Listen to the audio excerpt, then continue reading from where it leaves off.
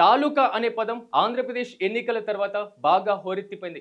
ఇదే catchy title తో Andhra king తాలూకా అని బాక్స్ ఆఫీస్ ని షేక్ చేయడానికి వచ్చేశాడు ఎనర్జెటిక్ స్టార్ రామ్ పోతినేని.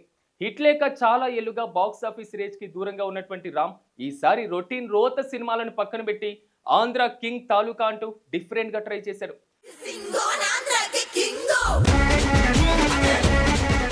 ప్రతి అభిమాని తనని తాము తనలో చూసుకున్నట్లుగా కొత్త అవతారం ఎత్తారు.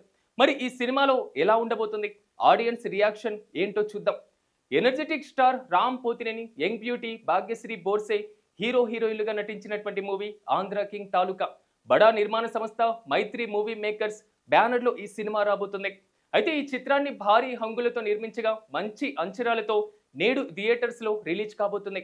Kannada super star Upendra Andhra king గా నటించబోతున్నారు. రొటీన్ సినిమాలతో బోర్ కొట్టించి గత కొన్నేళ్లుగా హిట్ ట్రాక్ కి దూరంగా ఉన్న రామ్ ఆంధ్ర కింగ్ తాలూకా చిత్రంతో డిఫరెంట్ గా ట్రై చేశారు. ఈ స్టోరీలోకి వెళ్తే సాగర్ సూర్య అనేటువంటి స్టార్ హీరోకి వీరాభిమాని.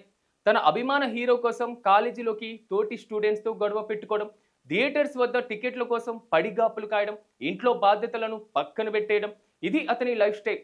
అయితే ఒకరోజు థియేటర్ యజమానితో ఇతనికి ఒక పెద్ద గొడవ జరుగుతుంది. ఆ తర్వాత ఆ ఊరికి ఒక సమస్య వచ్చి పడుతుంది.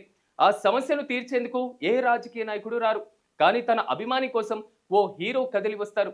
అంతలా హీరో కదిలి వచ్చి అభిమాని ఊరికి సహాయం చేయడం వెనుక ఉన్న కారణం ఏంటి అనేది మిగిలిన కథలో తెలుస్తుంది.